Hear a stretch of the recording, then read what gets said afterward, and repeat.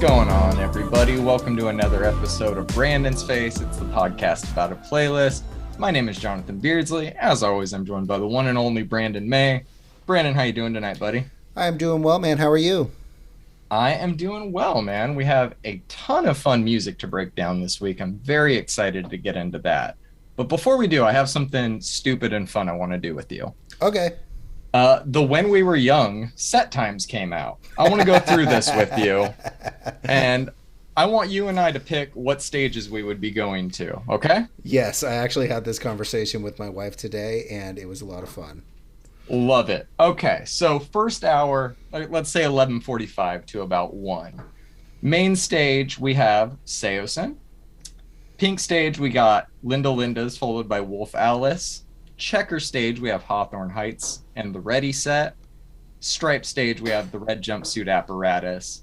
Acceptance and Neon Tent, we have Prentice and Meet Me at the Altar. Where are you going to start your day? So if I get there at gates open and I'm there like to see the first artist, I mean, I'm gonna go see the Linda Lindas, man. Okay, so I like that. So Linda Linda's 11:50. They have their set ends right when Seosen's begin. So I say we bail on Linda Linda's like 5-10 minutes early to make it to Seosen, right? Well, so this is where it gets fun because I've already seen Seosen. I haven't seen Seosen with Cove. Is that no? They're playing with Anthony, right? I don't think so. I think they're playing with Cove. Oh, weird. Okay. Anyway, so where are you going? I don't know, man. It would be a toss up between. Well, hold on. Seosen starts at 12:20. Yeah, no, I think we would definitely. Yeah, we would end up at Seosen because Hawthorne Heights doesn't start until 12:45. If only briefly, yeah. I was going to say, then the move to Hawthorne Heights is inevitable. From there, we're going to move into the 1 o'clock range. So Mayday Parade, Boys Like Girls, Story So Far, Betray You, We the Kings, and Huddy. We the Kings on the Neon stage seems like a kind of good one. Atreyu, I've seen, they're okay. I probably wouldn't go see them again over what else is playing. I think it's a toss-up between Mayday Parade and Story of the Year? What are you thinking? Yeah, I've seen Story of the Year, and I've never seen Mayday Parade, but I would still go to Story of the Year. When I saw them at Taste of Chaos, they were very good. Yeah, we'll be covering their new song this week. That's a lot of fun.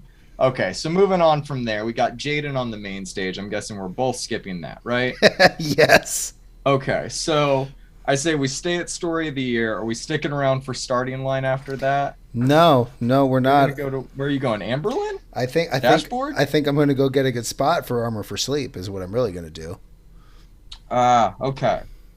Armor for Sleep 255. Definitely not staying for 303 at the Checker.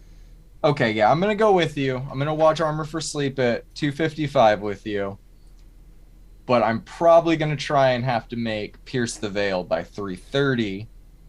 But do I bail on Pierce the Veil after like 10 minutes to go see Census Fail? Where do we go here? Whew. Yeah, man. I think so. With my festival experience, I would say don't split sets as often. If you can avoid it, don't split the set. You're right. And sure. And is 10 minutes of Pierce the Veil going to be what you want? I don't think it is. No. I'm going to go Pierce the Veil because I'd only seen them when they had one album out. I've seen Census Fail probably 10 times. I've seen them a lot. And I've never seen Census Fail, so we would be splitting up, homie. All right, we're going to split up for Pierce the Veil and Census Fail, and we're going to meet back up for the Used, right? Actually, or are you going correction. to see the Wonder Years? I have seen Census Fail. I forgot about that. Of course you have. Everybody's seen Census Fail. Everybody's seen Census Fail. The Wonder Years put out such a good album this year, man, that I think I would have to go check them out. It'd been so long since I've seen the Used. I'm going to go Used there, but I respect the Wonder Years move. And I've seen the Used so many times, and the Used is literally the best show I've ever seen in my entire life. So I've seen, and that was in a small club, so I prefer that venue for the Used, especially about a 40-minute. Can I make a pitch to you as a friend if we were about to split up? Here would be my pitch. The Used doing a career spanning set at a music festival like this is going to be a different vibe than you've ever seen them on at a small show, even if the more intimate vibe is your thing. I did see them at a festival. I saw them at Taste of Chaos, and it was good. But I mean, I wouldn't tell you this to you at the festival, but I don't think that they sounded that good in the festival setting. I mean, most of these bands do not have that conversation. and also, let's be real. This is the first time this festival's ever happened, so there's going to be sound issues across the board. So, oh yeah, there's going to be delays. None of these times are going to stick at all. Like if you try and follow this, it's not going to work at all. So good luck to you. Right. Exactly. From there, we got AFI Neck Deep, Silverstein, Paris. I don't think I've seen Silverstein enough times to miss them. Yeah, we'd be at Silverstein. I love AFI, don't get me wrong, but we'd be at Silverstein. Okay, here's where it's going to get interesting. They end at 5:15. We're going to say no set splitting. So I'm not going to the main at 5:15. I'm probably not going to go get a spot for Jimmy Eat World at 5:30. I like Knock Loose. We're going to Mom Jeans at 5:35, right? Oh, we're definitely going to Mom Jeans at 9:35, hopefully grabbing a beer on the way. Yes. So 5:35, we're heading to Mom Jeans with our beer. We're going to watch that until 6:05. After them, 4 Years Strong. I don't like enough 4 Years Strong songs to warrant that. Black Veil Brides. Okay. Bayside. Interesting. What do we got? Jimmy Eat World would still be on Pink. I'm gonna go Taking Back Sunday after Mom Jeans. Catch the end of Jimmy on the way to Taking Back Sunday. I think so. I think that's the move. Yeah, I think those stages will be pretty close to each other, and then we're gonna be in nighttime or at least sunset. I don't give a shit about seeing Avril live. Day to Remember is really good. Story So Far is really good. Motionless in White, State Champs. I'm picking A Day to Remember. I have a feeling you're going to go State Champs, though. What are you doing? I think I would go State Champs, man. I think I would go State Champs. A Day to Remember is very good live. I would go with you. But I would go with you. I don't think they're ever going to beat the time when they were playing at the same festival as Tool on the same day, and he starts the opening riff to Schism and then just goes, "I'm just kidding." So... I like A Day to Remember a lot. I think Homesick is a seminal album, but there's going to be a lot of jean shorts in that crowd. I know it. Jean shorts. And I don't want to be in there, man. Big jorts crowd for A Day to Remember. Jorts crowd. All right, so now we get to settle in. After State Champs and A Day to Remember, there's Poppy, Ice Nine Kills, All American Rejects, followed by Manchester Orchestra, Sleeping with Sirens at 8:30. Bright Eyes, and then after Avril's Bring Me the Horizon at 8:55. So we have some time to work with here. I think after State Champs at 7:25, I think I'm going to go All American Rejects. I would go with you. I've seen them twice, and it was a great show both times. They are surprisingly heavy live. So really heavy. I would definitely go do that. That the last festival I saw All American Rejects at, there was this kid that was walking around. He had headphones on to block the loud noise, and he called out their parents. He was like, "Hey, this is really fucking cool, man. I'm so glad you brought your kid. Hey, kid, fuck you!" And then just started ripping, and it was so great, man. I love that. It was great. I fucking love that. All right, so they end 8 o'clock. Sleeping with Sirens 8:30. I don't know this Palais Royale. I don't think I'm a big enough Manchester Orchestra fan to go to that. You might be. Bright Eyes, and then Still Bring Me the Horizon looming. I'm going to go Sleeping with Sirens at 8:30 to 9. What about you? I would choose Manchester Orchestra, but that's not the venue I want to see them in. Yeah, it seems a little oddly booked. They kind of need to be at a Palladium-style venue, if you ask me. So I think I would go with you to Sleeping with Sirens, because I would need some heaviness after not choosing Ice Nine Kills. You know what I'm saying? I would need a little bit of heavy. I agree. And I feel similar about Alkaline Trio. They're more of like a Palladium type of band than this type of band, even though they're very rooted in punk rock. Right. I feel like maybe just because they always played those types of venues when I saw them. They were never like a Warped Tour band. Yeah. Okay. So let's say Sleeping with Sirens ends at 9. Bring Me the Horizon's 5 minutes in. Alkaline Trio is just starting. Dance Gavin Dance in 10 minutes, or either of the artists on the Neon stage that I do not know. Where are you going? I saw Bring Me the Horizon in 2019, and I never want to see them ever again in my entire life. So I'm going to go get a beer, and I'm going to go wait for I Prevail to start. I Prevail at you're going to miss Paramore? Nope, no. You're right. I'd go get a Paramore. beer and wait for Paramore to start. I think we grab a beer if there's a beer garden by Dance Gavin Dance. We go to Paramore. We catch. I'll probably stick through Paramore. If you wanted to go to I Prevail, I would not hate on you for that. They're so good live, man. No, yeah, like I would do it, but I haven't seen Paramore since like album 1 or 2, so I got to go to that. And then obviously, I'm going to My Chem to close the night. I think you have to. Yeah, over Horror Pops, right? we would be meeting up at My Chem. All right. Well, that is Brandon and I's schedule for a concert that we will not be going to. If any of you guys go, let us know what bands you see. Do we have an email people can like message us at? Yes, we do. info@brandonsface.com. And I'm going to see if I can't submit this question to show up on our Spotify channel.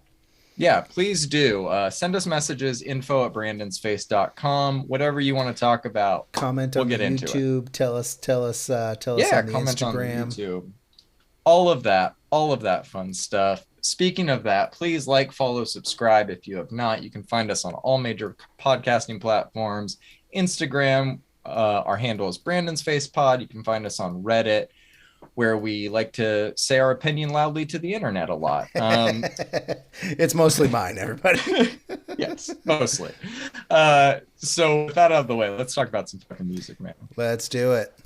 All right. First up, we got a new one from K5, aka Deadmau5 and Cascade, called Alive. I don't know how AKA works. Is it Deadmau5 and Cascade, aka K5? Who cares?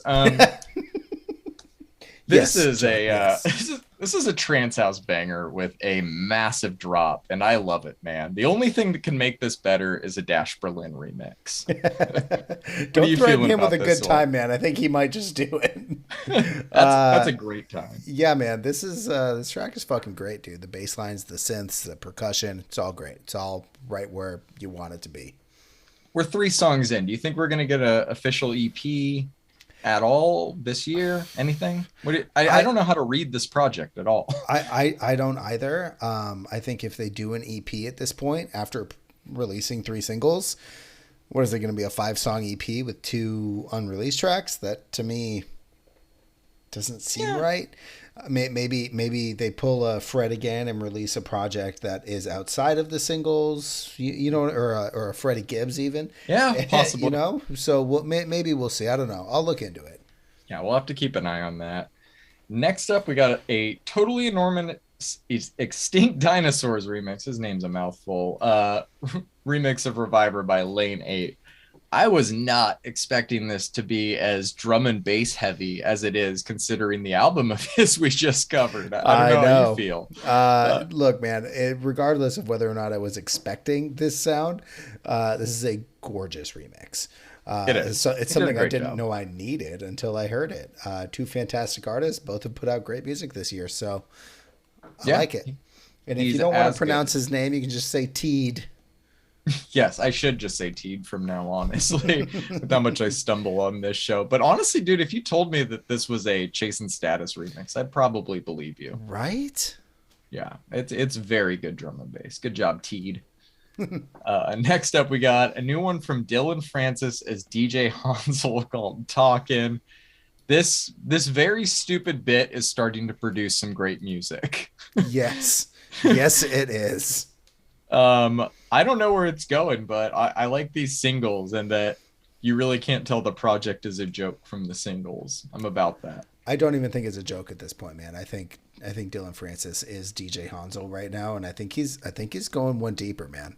He's on like a Sacha Baron Cohen thing. This is his Borat character. I'm not mad at that even a little bit, John. So we can only hope. Apatow should get him and make a movie ASAP. All right, man. Next up, we got a Disclosure remix of Unholy by Sam Smith and Kim Petras. Does anybody make Sam Smith sound better than Disclosure? No. Sam Smith doesn't even sound better as himself than when Disclosure remixes the Sam Smith song. So I would have them like remix phone calls to my mom just so I would always sound cool to everybody. why doesn't he just have the boys from Disclosure just produce all of Do his a music? full album. Like, I mean, just like, come on, man. This is so much better than the original. I mean, he experimenting in this club and dance music, but he's still very much like a grounded, borderline gospel pop artist. Like I like that his sound doesn't really have borders anymore, and you can get a club banger like Unholy, or you can get something more R&B based or emotional like his last album. But like,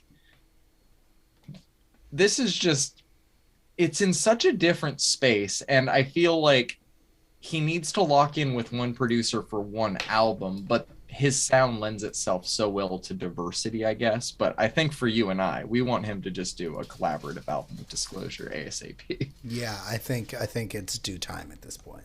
Yeah, they're 3 for 3. I can't remember how many songs they've done, but all the ones I've heard are really good. Yes. All right, next up, we got a few singles I threw on from the Tove Lo album. The first one is called Call Me, and the second one is called Attention Whore. The third one's called Pineapple Slice. Call on Me and Pineapple Slice are both produced by S.G. Lewis, and Attention Whore features Channel Tress, so of course I had to throw that on. Both of the S.G. Lewis productions are awesome in my opinion. Call on Me was also released as a single on his Spotify page, so I'm wondering if that track will be on his album coming out early next year as well. Something to think about. Pineapple Slice has a little more of an album cut feel to it, but that bass line on it's great. I thought it was Blue to Tiger at first, and I didn't know that there was going to be a Channel Trust collab on the album.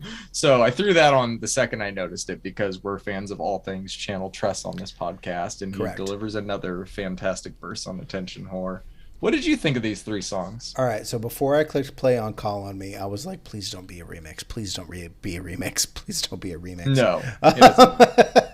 Or like a rework of the stolen Eric Prince track. I liked all 3 of these, man. Obviously, S.G. Lewis kills it. Call on Me is clearly a single. Like you said, Pineapple Slice feels more like an album cut. But S.G. Lewis just is, man, he's got this special touch to the music that just makes it like, whoa, okay, this is great. And then Channel Trace is just awesome musician, man. I'm so happy we live in the timeline that Channel Trace exists. Yes, and Tove sounds great on all of these songs. Oh, yeah. I didn't mention her in any of this. They all have like a very modern Madonna feel to them. I'll have to check out the rest of the album on a slower week, but I enjoyed all of these songs. Yeah, I actually threw it on my listen to next, and it is it's one of those where it's like yeah, I'd love to hear your album, but there's so much to this week. Yeah, especially this week, but we'll get around to it. Yep. Oh man, okay, let's talk about it. I threw this song on, Carly Rae Jepsen and Rufus Wainwright, The Loneliest Time. This is the title track off of her upcoming album due out this week. And I mostly threw it on here because I really like Rufus Wainwright's voice. We have not covered any of the other singles from this album rollout. I'm not sure if you wanted to review that album or not. That comes out this week. How are you feeling about that? I say we review it. You want it? Okay. Yeah. Throw it on the... So I've been hearing that Carly Rae Jepsen is one of the most underrated pop artists of our time, and I never really gave a whole lot of listens to her outside of Call Me Maybe. This track is great, and Rufus Wainwright's voice is fucking awesome, and those trade-offs are great, along with the harmonies at the end. It's really a beautiful track. I actually have a funny story about the first time I heard Call Me Maybe.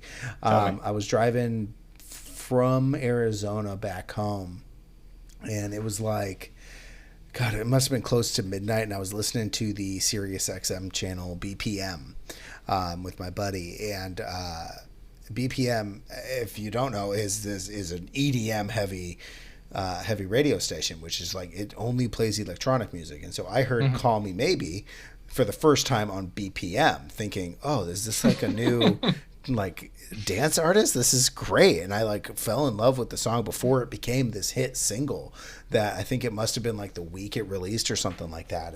and then I started hearing it everywhere, and I was like, wow, EDM's really taken over. But it was Carly Rae Jepsen's "Call Me Baby." So, that's fantastic. Oh man. I loved her voice on this. I say we review the record. I think it's probably going to be good, and I've been hearing a lot of hype on the internet around it, and I am immune to hype to a certain degree. So we'll see how it goes. I'm excited to kind of dig into it. I haven't dug into any of her albums, so this being a first exposure for me, I think is going to be a fun little experiment. I think it will be too. It's so funny, man. I went through a real roller coaster on this one. Like I said, I mostly threw it on because of Rufus. My wife is a big fan of his. For our listeners that might not know, he is probably the most famous singer of the song Hallelujah. And there's a version of it that he did with like a 1,500 person choir in like an abandoned warehouse type thing. I sent you that, Brandon. We should throw that in the show notes. Yeah, that's like instant chills. But I've never really heard him in a pop duet like this, and I like it. I feel like her voice is good. It's a very well written, incredibly well produced song. I feel like next to him, she's a little like flat and auto-tuned, but that's like, you're going against one of like the best vocalists in the world right now. So that's like a world-class difference thing. But she sounds way better than I was anticipating, and I've listened to the song way more than I was expecting. But it's so funny because the first time I played it, right after it finished, my wife was like, I hate it. And then like a day later, she was like, play that song again. And then like, now it's like a once a day type of thing. It's hilarious. It's definitely a grower. I am down to review the album with you. This collaboration's interesting though. I feel like these like pop star world-class singer collaborations, there was one with Mika and Ariana Grande like 10 years ago. You could picture this same song 20 years ago with like Kylie Minogue and Michael Bublé. There's a real like timeless feeling to it, I guess is what I'm trying to say. Yeah, well, I thought that video was dope, man, and this was very this fun was video. Cool. This was very cool. Baz Luhrmann aesthetic. Okay, it's a sick reference, bro. Yeah. Speaking of time, everybody knows your references are out of control. Thank you, Jonah. Speaking of timeless music, our next one is Lil Yachty's track, Poland. Have you heard anything about this online yet? You know I'm not on the TikTok, man. No, there might have been Reddit threads that got across your face on this one, though. No, actually, it did not. But I'll tell you what my notes say really quickly. Why? That's it. Because it's... So this was a mistake gone viral, man. So this is one of the weirder viral hits of the past few years. This is a hit, Brandon. Did you know that? I did not know that. No. This is maybe his biggest hit. This is going insane right now. The story behind this one goes, he was in the studio working on his new album, and he had some walk. Which, for those who don't know, is a brand of cough syrup that has promethazine and codeine in it. And he was drinking out of a Poland Springs water bottle. And he's fucking around on his laptop. And he's trolling around and makes this weird vocal to think of him singing, I took the walk to Poland. And then there's a small verse in there. And I think it was either leaked or uploaded and kind of just whatever. But then like within a day or two, there was so many fucking tweets from other rappers that said, I took the walk, with the O's all like different capitals and God. Shit. And like, I was like, okay, so this clearly is like a thing within, his peers are digging it. It's something stupid that's fun. Within like a week, Poland was inviting him to come to the country. Yes. Which, dude, do not go. Lil Yachty, if you're listening to this, like, that is a fucking trap. Do not go. Right now, my boy, please don't think about doing that. Yeah, I'm sure the Poles are very friendly. But so he had state of the geopolitical arena isn't awesome right there. Yeah, he had no intention of releasing this song, but he said he kind of had to capitalize on it. But yeah, that's the story of Poland as of now. Oh my goodness. As told poorly by me, but yes, it's a doozy. I'm sure you told it very well. You're a very articulate person. I did not. Yeah, You know, I didn't dig this song, so I mean, I get that it's kind of silly. I knew that WAP was a brand of promethazine with codeine, but it's like, you know, I used to be with it, and then they changed what it was. Yes. You know, it'll happen to you too, everybody that's listening. All right, man, let's move on. We got a new one from Stormzy called Hide and Seek. Downtempo Stormzy isn't my favorite, but he just dropped a 7-minute flex to come back with, so I'm not mad at him for going a little more pop and a little more commercial for his first official album single. And his new album, This Is What I Mean, comes out November 25th. How are you feeling about this song? Are you excited for the album? This song shouldn't get anybody excited, and I think that's kind of the point. Clearly, this isn't just Stormzy singing. Clearly, there's like a female vocalist on here. The song credits don't have anybody else. The song is very well put together. It has some really chill vibes to it, and I think he did a great job on this one. And I do want to hear the album. So, could you imagine being like getting ready to go out for a night at the club, and you're like, throw that new Stormzy Hide and Seek? Yeah, no, this isn't a get you excited song. The 7-minute flex was definitely that, which I noticed is not on the track list. So it's going to be an interesting album. If anybody threw this on during a pregame, I think the conversation would go, do you guys just want to smoke a bowl and stay in? Never give this guy the aux cord again. Yeah, right.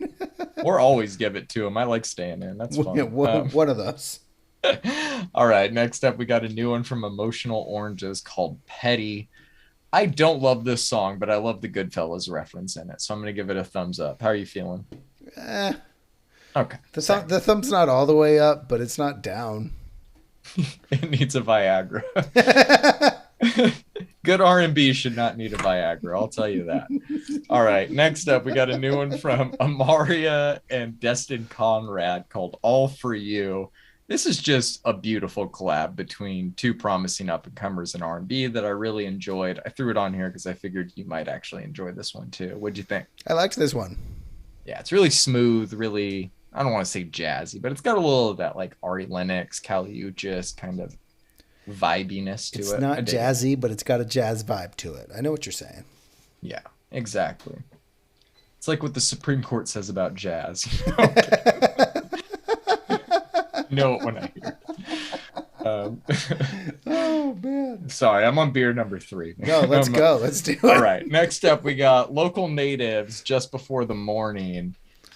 Talk to me about this one. Have we talked about Local Natives before? I don't know about on the podcast, but I'm a huge fan. Okay. I love this band, and I think this track is great. I really hope that there's a new album or something behind this. What are your thoughts on Local Natives? I'm just now realizing that we've never talked about the band. I might have brought them up once in one of our very first conversations, one of the YouTube only episodes, because I think I've always considered them one of the this isn't Tame Impala. But they're very good at the like psychedelic indie rock. I dig it. I implore you, sir, to go and listen to Sunlit Youth. It is a beautiful album. Sunlit Youth. I see. Well, that's a cool cover for sure. I'll throw that one on my listen to next. Do it. Next up, we got a new one from Andrew McMahon called Skywriting. It's Andrew McMahon. Of course, it's a good song. We don't even need to bother with that.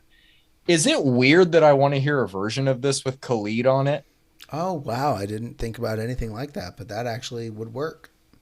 Yeah, something about the songwriting in this one is just like, Jesus Christ, Khalid would do very well, not just over this track, but incorporated into it with Andrew McMahon, I think.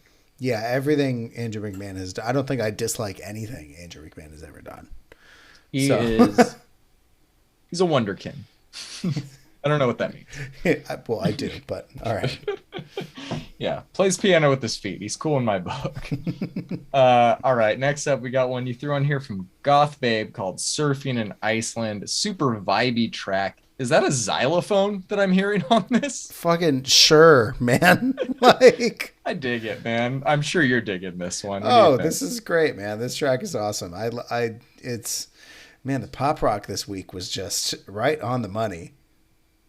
Yeah, all of the rock this week has been exquisite. I'm excited to get into the albums, but we still have a bunch of singles. First or next up, I should say, Girl in Red, October Passed Me By. I'm not into this type of indie very much, but this is a good song, and I caught her Coachella performance, and I was very impressed by that. What did you think of this new one from her? That's how my wife and I discovered her, because we were just kind of browsing the Coachella streams, and Girl in Red popped up, and we were like, "This sounds interesting. Nobody else is on," and she like killed it, bro.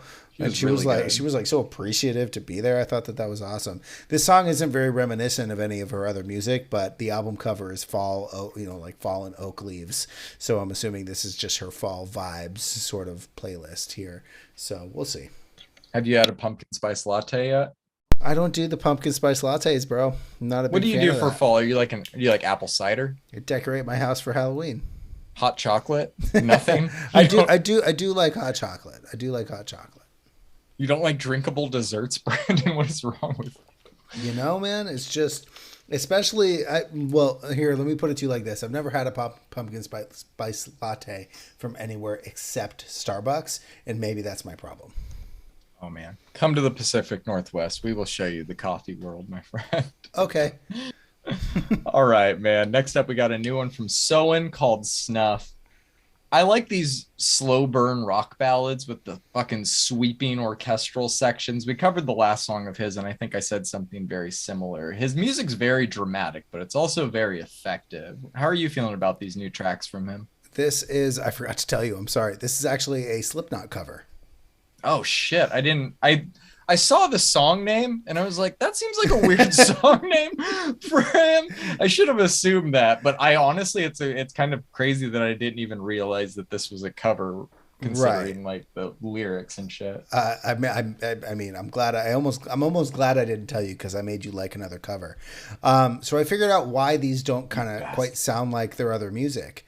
The tracks that will be released on their new album Atlantis were recorded at Atlantis Gramophone Studio in Stockholm, Sweden, and they recorded it all with an 8-piece orchestra. So they're all orchestral interpretations of their music, and this one happens to be a cover, and I think it might be the only one. There might be another one.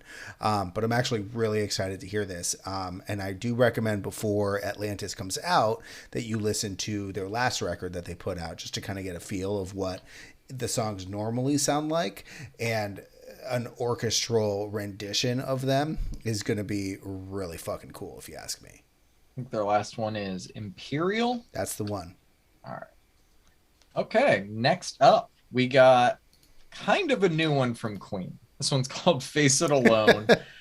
This was a song that they recorded a demo version of in '89 and was never released. It was never finished, and the band thought that it couldn't be saved in the state that it was in. But after their engineers heard it and showed them what they could do with it, they ended up finishing it for a deluxe edition of, I forget Face what It album Alone. this, yeah, Face It Alone. No, the album that that it would have been on in '89. But yeah, so they're releasing a deluxe edition of that vinyl that came out around this time, and this is going to be one of the unreleased songs included on it. It's weird hearing new Freddie Mercury vocals. Yeah. Like, yeah. Very man. weird. Like the song is the song. It's fine. It's a generic triumphant Queen song, but man, his voice was one of one. That is very true. I will agree with you there. You know, I'm gonna hot take it here for a second. I'm not as big of a Queen fan as everybody else pretends they are. I like their music. I'm just not so impressed that they're like this crazy, one of a kind musicians. I liked this song and I like all of their music, but Freddie Mercury was the piece to that puzzle that really did it. And I think that I think it's neat to hear his voice again, but it is also a little eerie. I agree. I'm gonna say that is it's not a boiling hot take. You're like microwaved after a minute and a half water. Like because I semi agree with you. not hot enough for me, Brandon. You gotta really burn some shit here.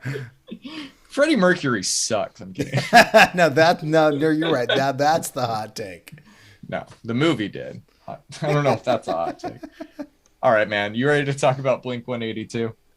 Is anybody? This has been a divisive one online, man. So this is their new single, Edging.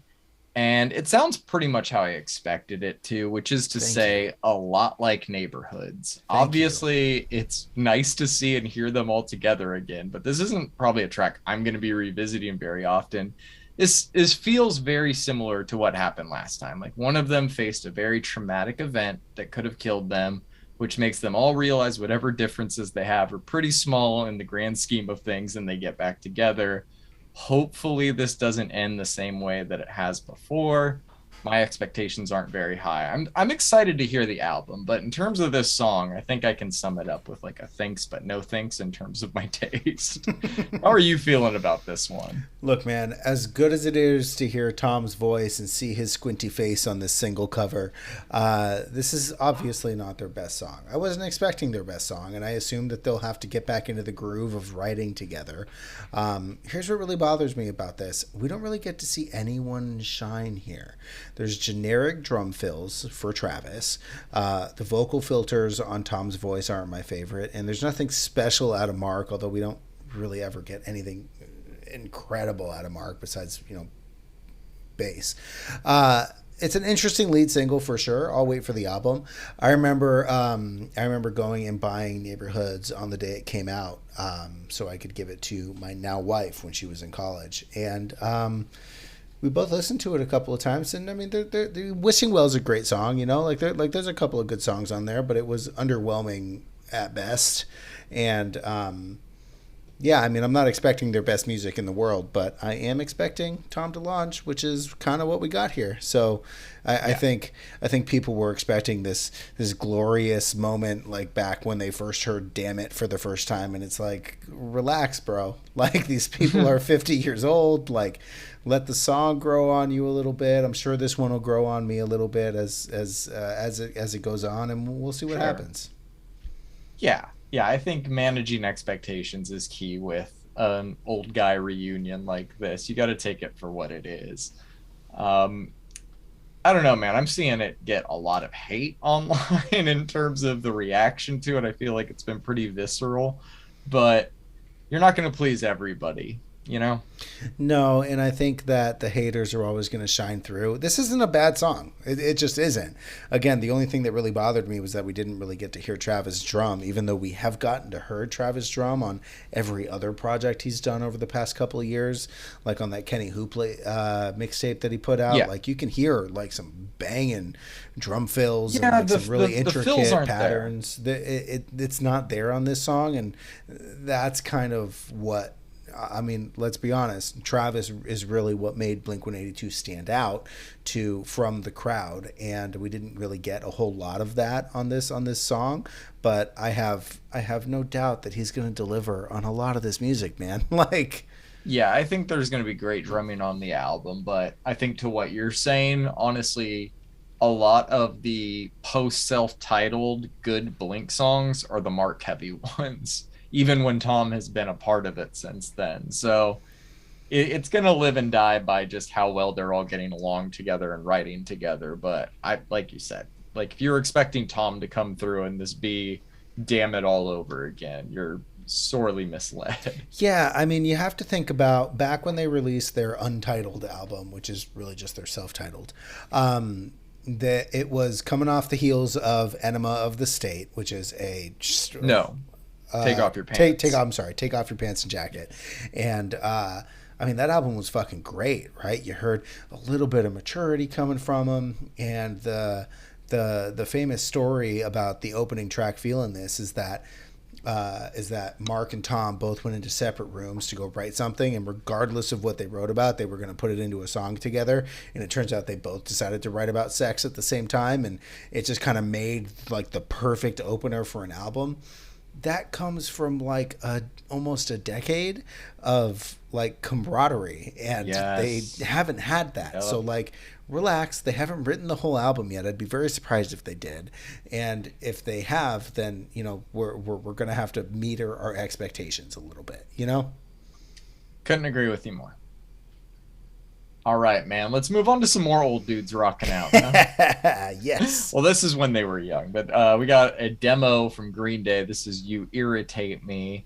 They are releasing an anniversary edition of Nimrod, I believe. And Nimrod was one of the CDs in my dad's car case. So I used to listen to that album a lot. My dad has great taste in music. But that made hearing this demo a little more special for me. I love the imperfections in this demo, too. I'm glad they released it.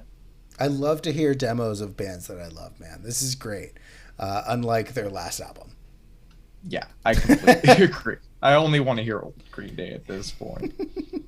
Is it a hot take to think American Idiot's a good album? I fucking love that album, and it apparently is. It's funny. It's not a hot take in the world of music as a whole, but in like the Green Day or the pop punk world, American Idiot was the start of their downfall because it wasn't pop punk enough. And I think, I mean, if you don't like Jesus of Suburbia, do you even really like music?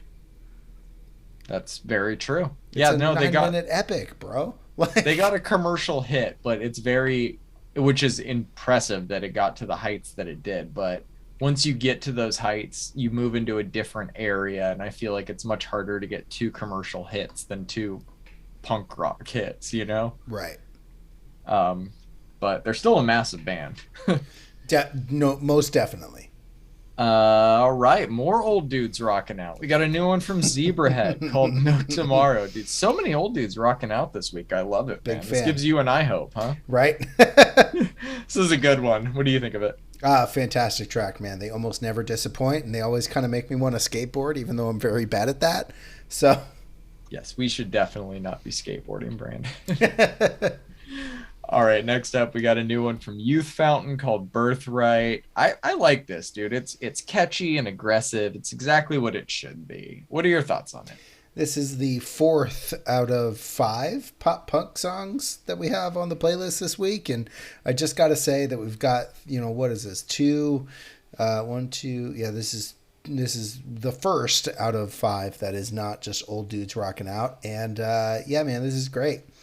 I love seeing the dichotomy here. This is kind of a perfect duality of old dude, new dude, and they're both great. So yeah, I agree, man. I couldn't agree more.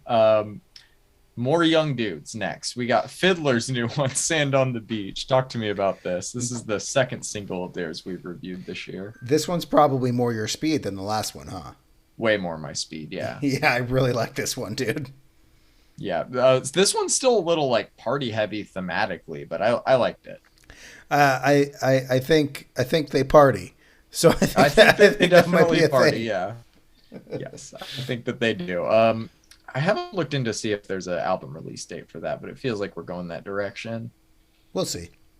Next up, moving back to the old dudes, we got Story of the Year with Tear Me to Pieces. Like I said, man, just so many of these guys still making quality music. I said with their last single came out, like of all the ones we'd heard, I think that was one of the better ones of like the comebacks of Cartel and all these bands that we've been covering. And I think they stuck it again with this one, man. I really liked this. What did you think? I really like this single. They have officially announced an album, but we'll have to wait for it until March 10th, 2023 to hear it in full. With this being the title track and the lead single, I think we're in for a long rollout. But I am stoked for it, and I think they very rarely miss the mark. They're one of the most consistent post-hardcore bands. I think we're just good. I think we're gonna get some good music out of this, and this album artwork is dope. Yeah, it's really fucking cool. I enjoy it. Yeah, man. Great. Isn't that the same silhouette from the first album? I think it might be inverted. Yeah. No, it's the same. It's the same? Oh, okay. Yeah, nice. It was down on Page Avenue as well. Yeah, great. Next up, we got a new one from Infected God that you threw on here called GVS. Talk to me about this one. Small band, huge sound. I really liked it. The snare tuning kind of reminds me of Suicide Silence's first record. Great grooves on this one, and I was really just kind of curious what you thought about it. A little too sludgy for me. A little too sludgy. All right. Yeah, I didn't enjoy this one as much as I thought I would. Interesting. Well, I'm glad I got your take. Yeah, no, don't hesitate to throw more on by them. This song just didn't do it for me. I won't. Next up, we got a new one from Exhumed called Disgusted. I I liked some of the guitars on this one, but this was another song that I had trouble connecting with. I know they have a new album coming out soon, though, that I assume we're covering. Yeah. Yeah, if we can get to all of the metal that's been released this year, I think I don't think we have the time to listen to it all, but this is probably one of the. I'll determine once it comes out whether or not I like some of the other records that have been released. That maybe I'll throw an older one on, but I wanted to throw this on here. I like death metal. I don't think they get the credit they deserved with it. Exhumed does. There's sick guitar solo on this one. They've just gone through. They're one of those bands that have just gone through so many lineup changes that it's basically not really the same band as they were in the 90s. So interesting. Okay, well, yeah, I'm excited to get a little more into it. I feel like in like 5 years, you and I are going to be at a place of covering so many albums that we're going to have just one album in each year playing two different things. I'm going to be listening to like Exhumed and Brian Eno at the same time. Oh, no. See, that's an idea. That's an idea. All right, man. Next up, we got a new one from Seagull Intervention called Kingdom Made of Dust. The last time we talked about you asked me what it is you liked about them so much, since you don't typically like R&B like that. I feel that way about Seagull Intervention and metal. I don't typically like this type of metal, but I love the way they do it. There we go. I like that. I really like that. This one is fucking great, man. I'm super stoked for whatever projects they're going to be putting out. They're a criminally small band at 170 Spotify monthly listeners. So thanks for making this music, boys. You guys are doing really good. Yeah, fucking awesome, man. Good shit. All right, last single of the week. We got a new one from Gojira called Our Time Is Now. As always, good shit from Gojira. They truly never miss. I wasn't expecting new music so soon, but I'll happily take it. What are your thoughts on this one? my notes start out with new Gojira. Fuck yeah. This unfortunately is not for a new album, but rather it's a track they wrote for the NHL 23 soundtrack. I think it might be a video game. It might be like the actual NHL.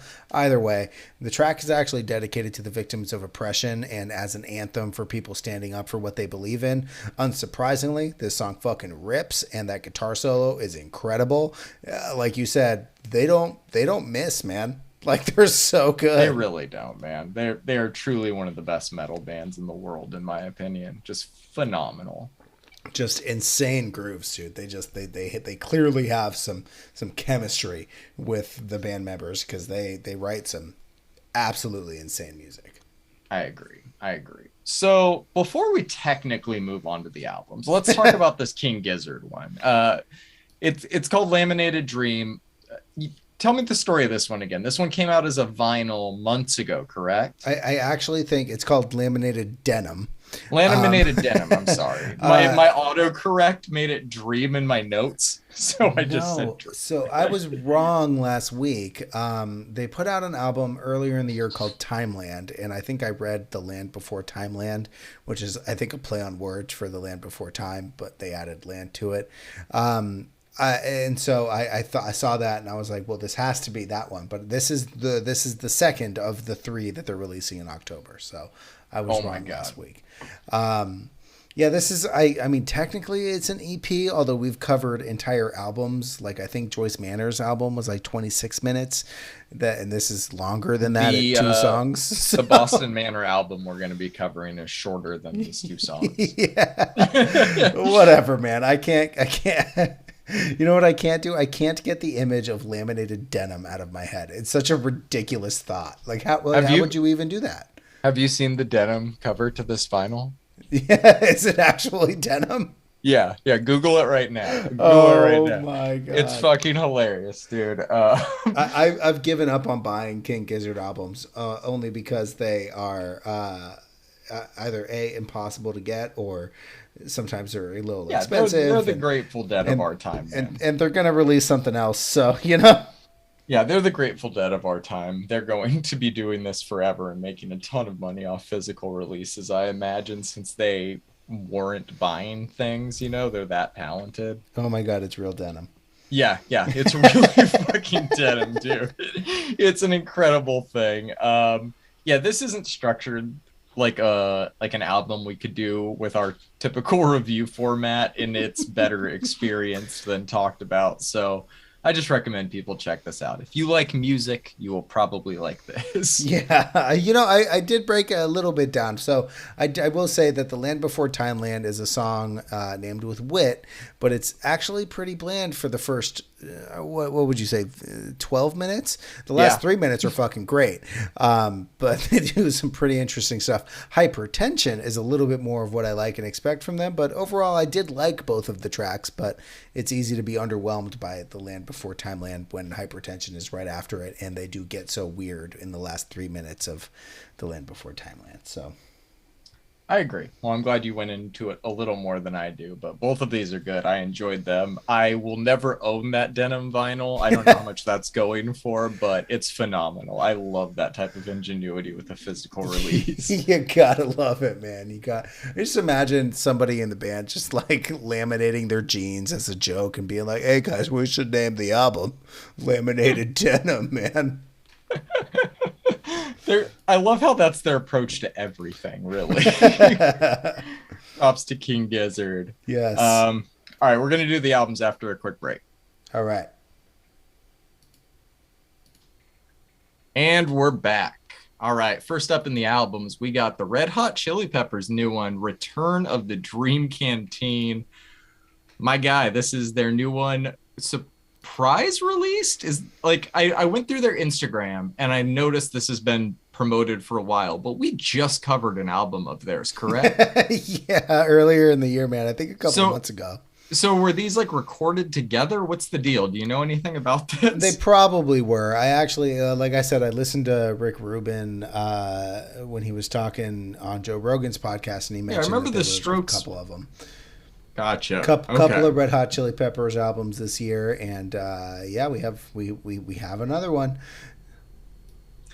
Well, I want to know your thoughts on it because we were both kind of on the same page on the last one, and I'm curious to know if we are on this one. Well, so I like this one kind of like I like all of the Red Hot Chili Peppers albums. As is tradition with these guys, they're good, but 40 years into their career, they're not really rewriting any rules or really doing anything outside of the formulaic comfort zone that I think that they're used to, and I think that that's good. I think they do a little bit outside of what they're used to. I think we've got some psychedelia. I think we've got a little bit of garage, like there's some garage riffs. Tip of My Tongue has a sick bass solo courtesy of Flea, and there's some word salad lyrics that we're so used to with them. There's some great riffs on Reach Out. There's a neat drum solo at the end of Eddie, and Fake as Fuck has a great dichotomy between like chorus and verse, and I loved that saxophone at the end of My Cigarette. This is a long album at an hour and 15 minutes, and for some reason I didn't really get bored while listening to it, and it kind of kept me engaged the whole time. I liked it. I'm gonna give it a 6. My standout is My Cigarette. Interesting, man. So I also gave it a 6. Hey, there you go. We're on the same page once again. Most of this album, I don't think is for me, like in terms of the grand scheme of things, but the production is fucking fantastic. And you undersold that drum solo at the end of Eddie, dude. It's pretty cool. Shreds. Eddie is the pinnacle of this album, in my opinion. I'm not a Chili Peppers fan, and this didn't really change that. But there were some moments on this album that I really enjoyed. It's still a lot of songs about life in Southern California and drug use in Southern California. But this is the best they've sounded, I think, in a while. They didn't really take any chances as much as just push themselves to their creative limits, I feel like, for the first time in a while. Yeah, there's no risks. No, not really. But there are some new wrinkles worked in. I would say that it's too long, but like you, I feel like the songwriting on this album kind of justifies the length. I won't be returning to this one very, very often, but I will return to it eventually. I give this one a 6 out of 10. Eddie's my standout, but I really enjoyed Peace and Love and In the Snow as well. In the Snow is a great closer for this one. Yeah, that one took me, the production on that one was a little different for them as well. Yeah, again, they kind of changed it up a little, but they didn't take any risks. And honestly, I'm not going to blame them for that. They're 40 years into their career. Yeah, do what you want. Right. Wear a sock on your dick and play the bass. I don't care. All right, man. Next up, we got a new one from Sleeping with Sirens called Complete Collapse. This is everything I was expecting / hoping it would be. We got a lot of singles, so we had a pretty good indication of what the album would sound like, and we both knew it would be up our alley. The non-singles are more of the same, but it's all done really well. This is my favorite album of theirs since Let's Cheers to This, and should put them back in that upper echelon of bands in the scene right now. I'm a big fan of what they're doing on this album, but the best moment on it belongs to Spencer Chamberlain from Under Oath, man. Crosses is my standout, but specifically that part where him and Kellen are just trading off. That's just fucking incredible, man. I give this one, I don't know, high 7, low 8. Crosses is my easy standout, but there's some gems on here. Bloody Knuckles is good. There's a lot of good ones. What did you think of this? All right.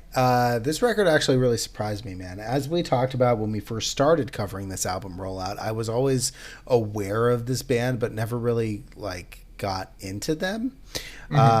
For that, I'm sorry, because this record is fucking great. It's heavy where it needs to be. It's soft where it needs to be. It's well produced throughout. There's some wild energy in some of these tracks, like Crosses and Control Alt Delete. And speaking of Crosses, those trade-offs and harmonies with Spencer are absolutely incredible. Yeah. I'm sure I said that in our initial review of the track when it dropped as a single, but holy shit, is that really good stuff. Yeah. I had a ton of fun with this release, and very clearly we have a fun, poppy, energetic, heavy, and catchy album here. I really liked it. I also gave it, I didn't want to give it a 7, but I also didn't want to give it an 8, so I'm going to give it a 7.8. I know we don't do a lot of decibels here, but that's where I'm at. That's pretty much what I was saying too, like high 7, but not quite 8. So I'm there with you, man. Right. I think. My standouts also Crosses because, God, those trade-offs are just more post-hardcore bands need to do trade-offs with female-male vocalists, because that was really fucking neat. Yes, that was fucking awesome, man. Great shit. Yes, sir. Next up, we got a new one from Boston Manor called Datura. I wasn't sure if this was an album or an EP, but I went to their Wikipedia and it's listed under albums. So I sorted it with the albums. Great. This is a solid album that's less scene adjacent and more Chevelle Breaking Benjamin adjacent than I was expecting. Yeah. But I enjoyed it, man. I think it flows together well. It doesn't run too long. And it's full of some really good songs, but the obvious standout is Foxglove. Come on, man. Get that shit on the radio right now. I listened to that probably 5 times today on the road. Excellent song. I give this album a 7 out of 10. It's good shit. What did you think of it? Wow, we are right on the money this week. I have a feeling it's about to change. But this is apparently part 1 of 2 for this album. I think we're going to get a Datura 2, which is neat, and also why it's so short. This is really great rock music, man. I don't want to put this in a box because it's just adjacent to a ton of different genres. We've got a little bit of post-hardcore, a little bit of pop punk, a little bit of garage. You know what I'm saying? So I'm not going to put this one in a box. I love it. That's fair. The kind of prog opening with Datura is just awesome, and like the perfect amount of build for the start to this album, especially with those distorted riffs as the 2.5 minute track kind of bleeds into like the cool synths on floodlights on the square. I think Foxglove is obviously the best track on this album. It's really good stuff. Well, it's short, man. I think it's catchy. I think it's different yet non-innovative and still a really easy listen. I like the heavy parts. I like the softer parts, and this dude's vocals are just great throughout. Inertia gets an honorable mention for being just a really good track too. I also gave it a 7, and very obviously Foxglove is the standout for this one. Fuck yeah, man. I'm glad you enjoyed it as much as I did. And I liked I'm looking forward to part 2 already. That's awesome. Yeah, me too, man. All right. I'm going to clear the runway here because next up is Lorna Shore's new album, Pain Remains. I know you got a lot to say about it, Brandon. Talk to me. I have a lot of things to say about this album, man. So I want to hear them all. So we covered the album rollout for this one. Not the entire rollout because I neglected to throw, I think, at least one single on here. And we covered some of the singles, but Sun Eater was the one that I liked, and I don't think that I liked Into the Earth that much when they had released it as singles. And then as they released Into the Earth, I was like, this sounds the same as everything else they've put out. And kind of while preparing for this release, I did listen to a bunch of stuff I used to listen to in high school. So thank you for that, Lorna Shore. Like Cradle of Filth's Midian and their album Cruelty and the Beast, along with Dimmu Borgir's Death Cult Armageddon and their album Puritanical Euphoric Misanthropia. I was kind of ready to write this entire album off as derivative of the style of these styles and records while not really maintaining any artistic integrity, just based on the singles. Boy, am I glad that I gave this whole album a shot and kind of really dived in. I actually listened to it like 3 times in a row, as one needs to kind of do with this much content, because there's like a lot of content here and it's so fast that if you don't catch it, you'll miss it. So I actually broke this one down track by track here. So the opening track of Welcome Back, O Sleeping Dreamer opens up and it's almost comically heavy. It's kind of like when we covered that Angel Maker record we listened to earlier in the year. That intro track just made me laugh at how heavy it is. The heaviness is almost like a comment on the state of a scene as a whole. But it does start off lyrically the concept for this record, which is a dreamer who dabbles in lucid dreaming to cope with some fucked up shit in their life. And this devolves into creating worlds upon worlds to only result in nothingness and meaninglessness in the end. That's the Cliff's Notes version of it. Read all of the lyrics on this record to kind of get into it. Into the Earth is one of my least favorite tracks on this record, man. And I felt that way when we got it as a single, and it's what made me feel the way I did kind of going into the album, and I'm kind of sad that they released it as a single because I didn't like it. And then we get into Sun Eater, which opens with symphonics and some choral voices and then jumps off into a sea of heaviness. I still dig this track. It's at this point that I realized why everyone has just been goo goo gaga over Will Ramos, the vocalist here. He's clearly an insanely versatile vocalist. I think he goes overboard sometimes, and I think that there's a few sounds that may not need to be made, but that's not really, I guess, my decision to make here, right? Cursed to Die opens with more melodies and symphonic elements and then breaks into heaviness. I'm starting to see a pattern. Anyways, Will's highs on this and the drumming on this track are phenomenal. Soulless Existence is one of those tracks that kind of proved to me that my initial inclinations were wrong.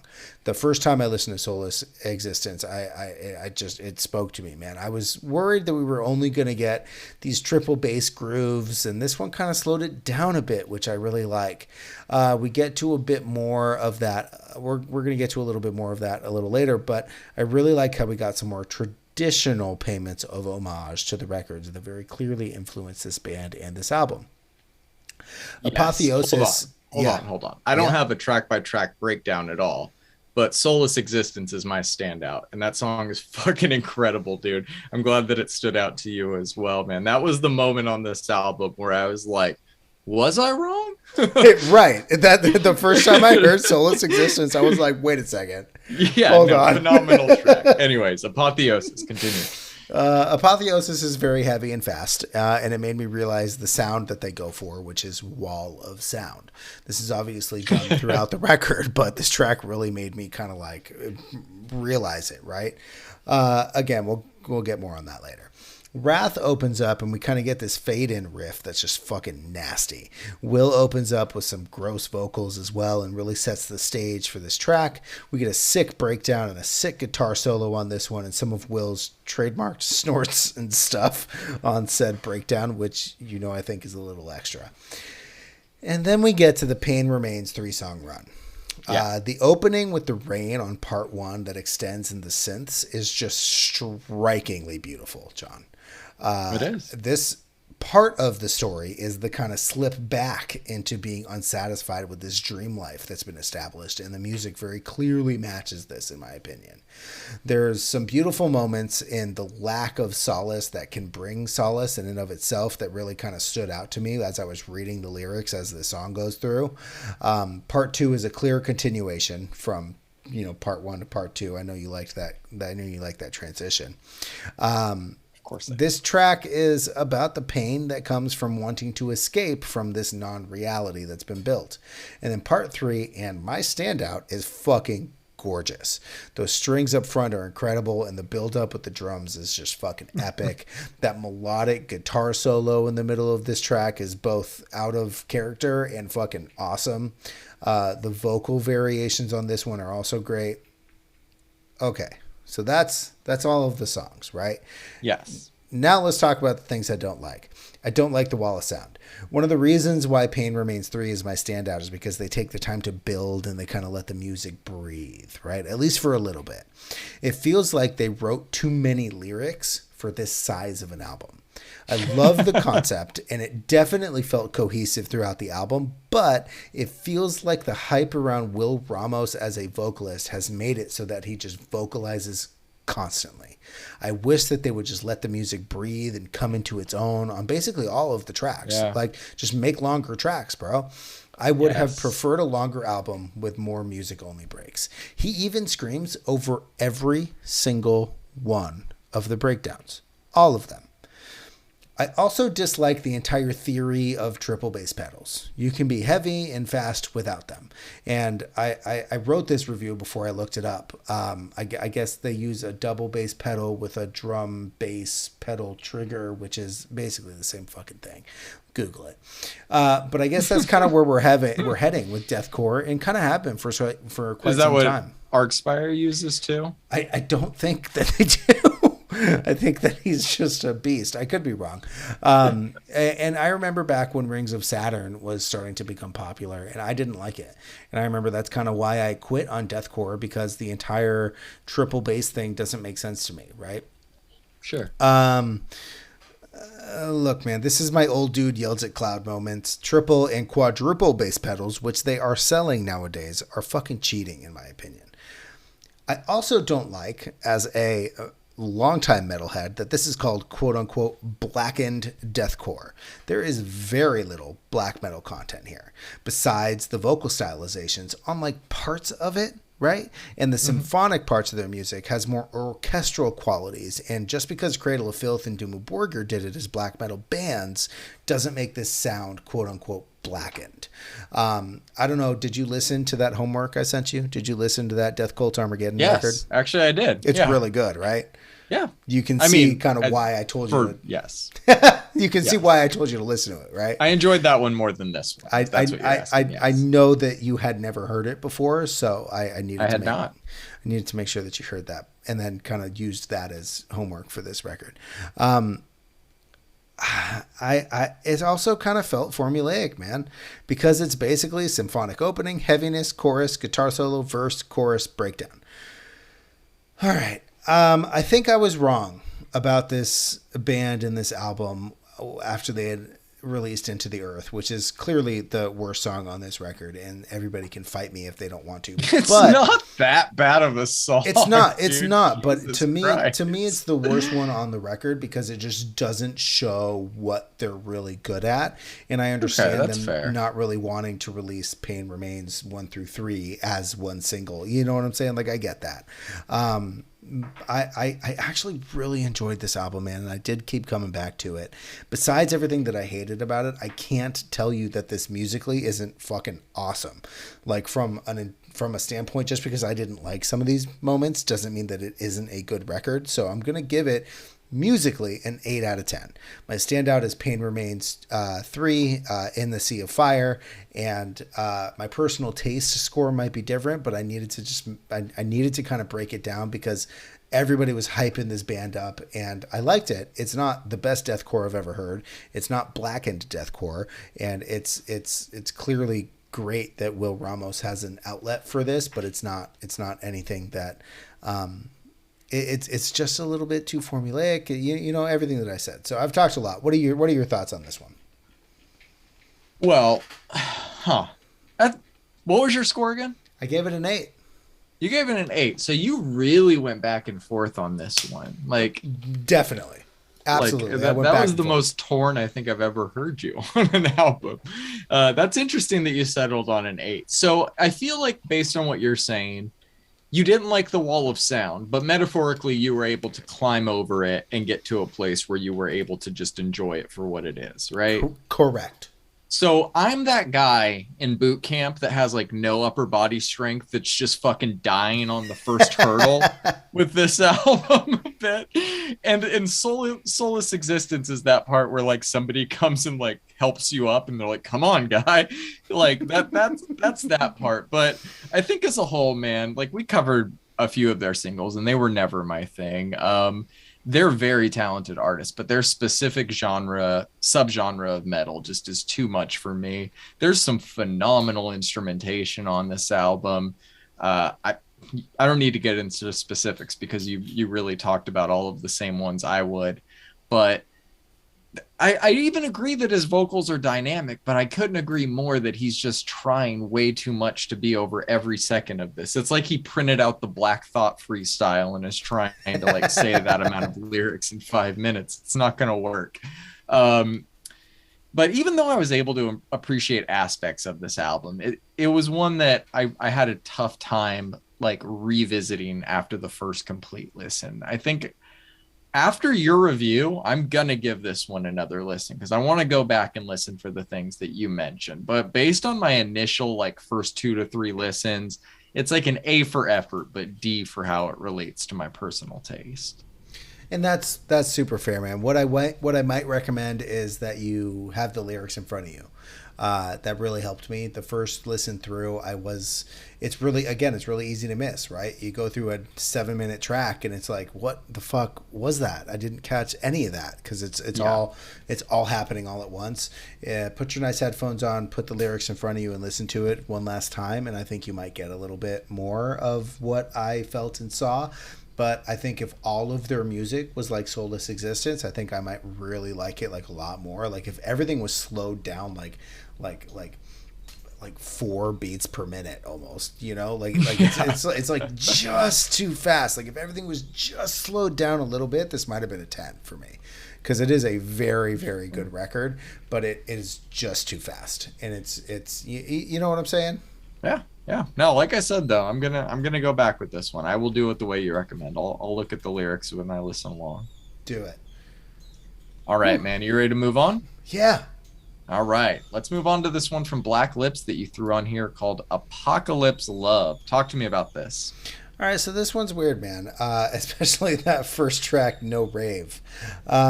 They had their big hit a while back with Bad Kids, which is kind of how I discovered them, and I've been following them on and off for a while. I don't know why I threw this on the playlist. I guess it's just a little different than what we're used to, and you know I like that shit. There's so many different genres at play here that like weird like new wave stuff on No Rave. There's even some like goth inspired stuff on Love Has Won and Lost Angel. There's even like some country stuff that they messed with on their last record, kind of all over the place. There's lots of garage rock. There's some psychedelia, some experimentation throughout. Overall, man, this whole record isn't really anything terribly special, though I did like it. It's not my kind of jam for the whole thing, which is it's just kind of like a modge podge of sounds and genres. It's not very cohesive. And you know what? Fuck yeah, man. That's awesome for them. Good for them. And I will still be paying attention to them in the future, but I think I would have preferred at the very least a different song placement because I think it could have had a better flow. I'm going to give it a 5. My standout is Lost Angel because I really liked those kind of goth, weird vibes that they put out on it. What did you think about this album, John? There's a lot of things going on when I listen to this album. Some of them I like, most of them I don't. There's a lot of creativity going on in the occasional moment where they do something I like. But for the most part, this one was a head scratcher for me. But I think if I saw this band playing at like a bar or something, I'd really enjoy them. I just think as an album listening experience, this one wasn't for me. I gave the album a 4 out of 10, but my standout was the same as yours. It's Lost Angel. I thought that was a really good song. It's a good one. It is. Next up, we got a new album from Trashed called Happy in Hindsight. I don't think we've discussed this band before, have we? We have not. So talk to me about them. there's not much to talk about, man. I discovered them even this year. I think it might have even been like a month or so ago, and I listened to their first single, which I think they're most popular, which was "Waste Away" at the time, and I was like, oh yeah, I'm gonna click follow on this, and then they released an album last week. I previewed it and was like, oh yeah, John's got to hear this. So I threw it on here, man, and they sound far bigger than they actually are. They have under 10,000 listeners per month, and I just fucking love it, man. I'm getting major early Green Day and self-titled era Good Charlotte vibes from this. Maybe even a little bit of Sugar Cult sprinkled on top. That's in my fucking notes. No, it's not. Yes, Sugar Cult. Exactly. You know, there's not terribly much to review other than the fact that they've made some great fucking music here. It's poppy, it's punky, it's catchy, it's well written. Good job, guys. This fucking rocks. I'll be following everything this band puts out. I'm loving this revival. Yeah, this album is it's a solid 7, man. I didn't know what to expect when I hit play on this. I'd never heard of this band before, but it didn't take long to make me a fan of these guys. You and I were just talking about how we don't hear enough emo and pop punk bands from the UK, and they fit the bill. And like you said, man, they remind me instantly of Sugar Cult. And not enough bands remind me of Sugar Cult. Right?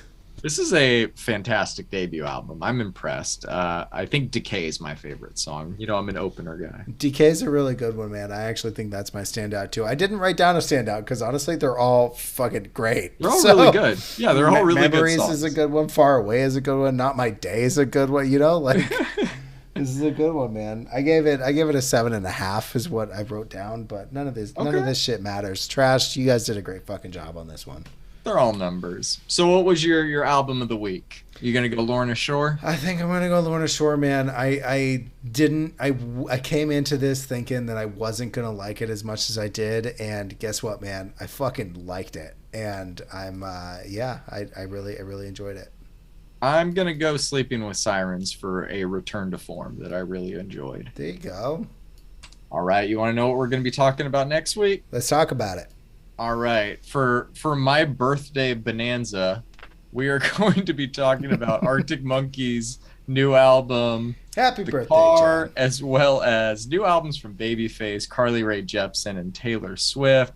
New EPs from Bayside. Duckworth's long-awaited Chrome Bull EP drops this week. The Hires Elvis in Wonderland EP, as well as new singles from Anderson .Paak, Lastlings, Kalila, Royksop, The Used, and a whole bunch more. Be sure to tune in next week. That's it. Later, man. That's it. Peace. Peace.